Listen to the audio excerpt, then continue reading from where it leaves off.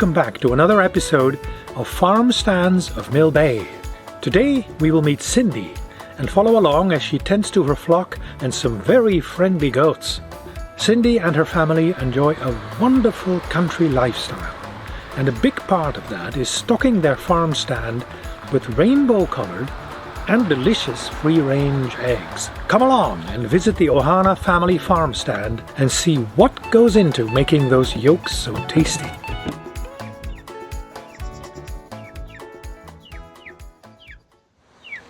So every morning I come down and the chickens are fed a mixture of layer mix.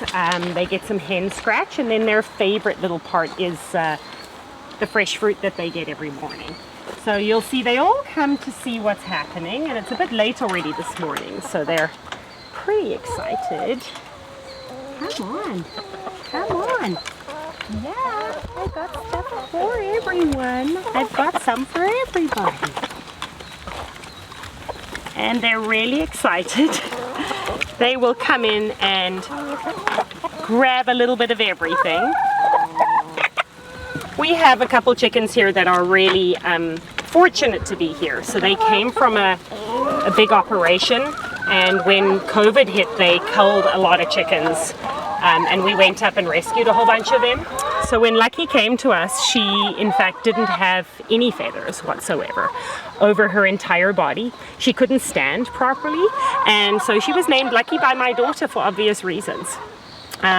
She's super friendly now. She'll come and actually have food with us on the days that we sit down by the dam, and she'll sit with my daughter for quite a bit, so she's pretty special. And another really interesting piece about our coop is that the boxes, so the laying boxes, are an old sled dog box. So it's my two lives in one, really. And the chickens really like it, so they get 8 boxes on either side. This is an old one that we no longer use. There's even some eggs in here I see right now over here. So they've laid over here for us. So it's super important that as far as parasites are concerned, that we offer them the ability, and watch out because we actually have some dusting area right here. These are the natural dusting areas that they climb into. But we've used some old children's play equipment, and you'll see some of them lying over there, and they like to get in and really get that dust in and around up under their feathers. We put diatomaceous earth in the mix as well, because that helps to keep the parasites at bay. Because they're free range, I feel like a lot of the additional nutrients that they need, or that their bodies require, that really produce those delicious tasting eggs, come from the environment, where free range is so important. So a lot of those chickens, it was interesting when we rescued the chickens from some of the bigger operations that no longer wanted those layers. When those layers were laying for us initially, they had a much lighter yolk. Whereas a lot of that really, really good nutrition comes from the earth. So what could be better than Mother Earth?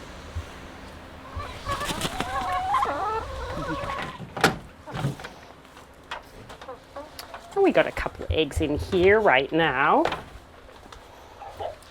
So we've got some laying boxes, and in good old Ohana fashion, where we have sled dogs too, dog crates make some of the best laying boxes, and this is a favorite amongst our girls here. So you'll see we've got some eggs sitting in there right now, and there's actually a girl laying down on the bottom over here too. When it comes time for us to collect eggs, some of them are a little less cooperative. Some of them are not super happy, so they'll let you know when they're not happy if you're coming to take eggs from them. But we'll collect some of these to head up. And I normally have my basket and we'll collect a whole bunch, but right now we'll just make sure that they're fresh and ready to collect this way. Beautiful farm, fresh eggs.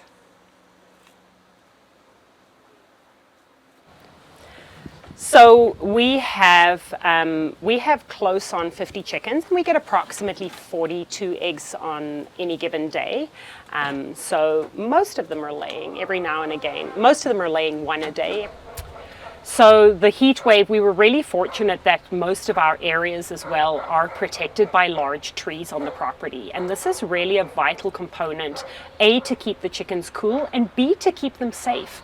So we have a lot of eagles that fly overhead too, and eagles can be really dangerous for small animals, in particular chickens. And the trees, in fact, help to protect them from a lot of those predators too. What I really like is if you listen to our rooster, who we will meet shortly, and he's a rooster that adopted us. In fact, he walked down our driveway, so we called him Cheep Cheep. At the time, he was a young cockerel, and we weren't sure if he was a hen or a rooster, but he quite literally walked down the driveway and joined our coop. So we'll go and meet him in a minute. But when there is a hawk or an eagle about, he makes the most unique noise, and everybody runs.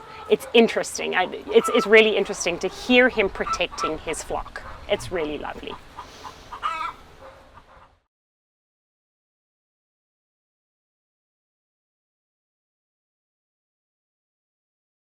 We were fortunate to have a local hatchery nearby that we bought some point of lay Americunas.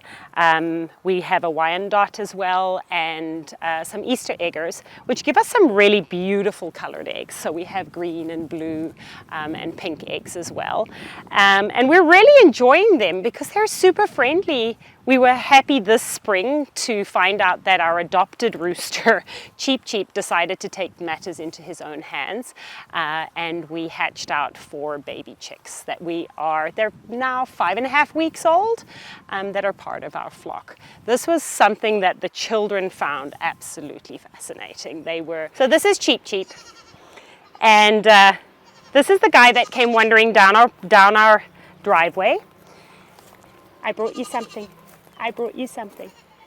And we're super fond of him.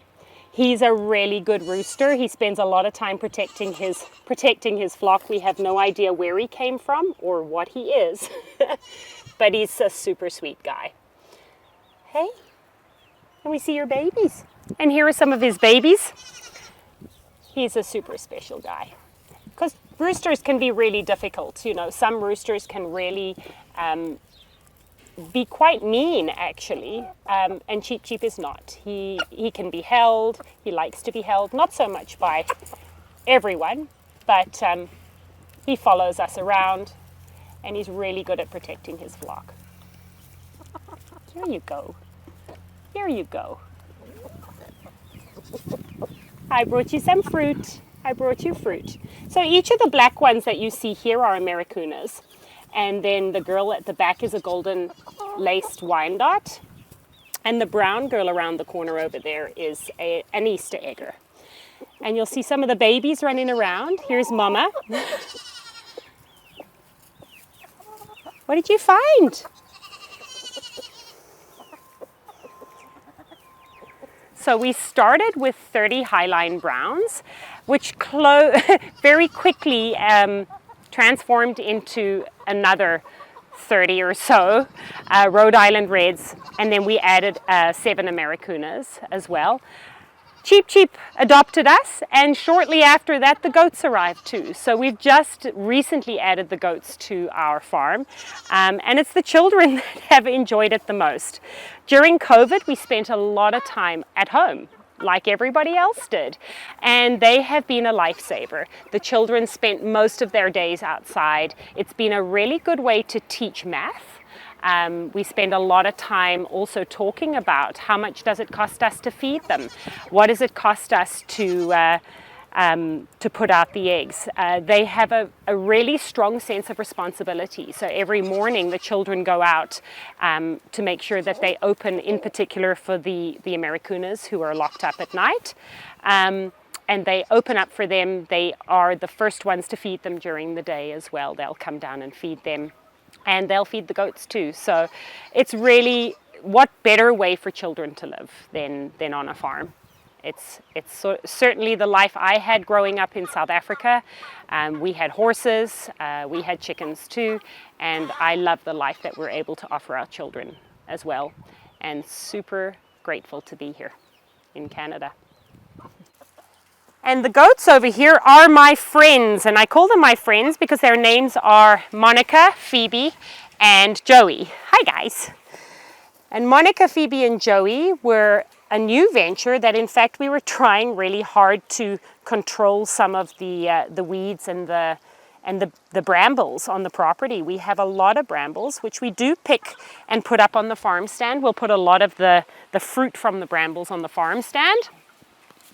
The chickens really like them too, but they're also a weed, so they're really hard to keep under control.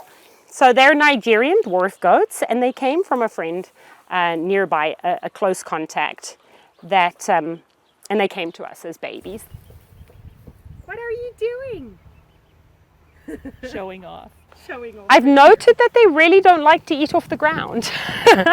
So it was really interesting to begin with.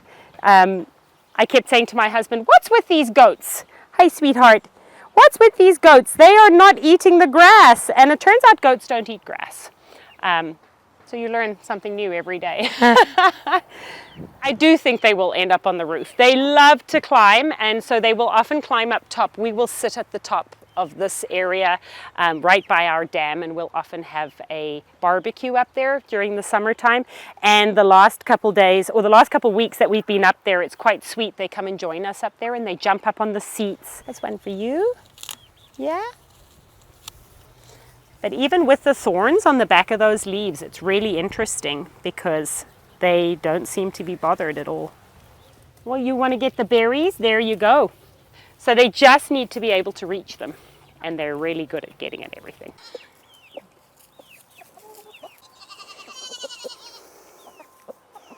I represented South Africa at 3 different world championships for sledding, because I was the South African champion for 5 years running. I was a little bit like the Jamaican bobsled team. That's right. I was like the Jamaican bobsled team when it came to racing Siberians on snow coming from South Africa. So we did a lot of dry land racing. And I was very fortunate to be in Sweden for a month training on snow, which was actually a bit of a catalyst to moving me back to Canada. It's sort of one of the reasons we ended up back here. And then I'm very involved in dance as well. So we have an amazing, on the island, we have an amazing company, Passion and Performance, that does community dance for adults in particular, that I'm very involved in as well. It's a lot of fun. You know, Vancouver Island in particular is so fortunate to have this real small town thinking, but in a big area. I can't say enough about how grateful I am to be here, and the community that we have on Vancouver Island is just, it's the best.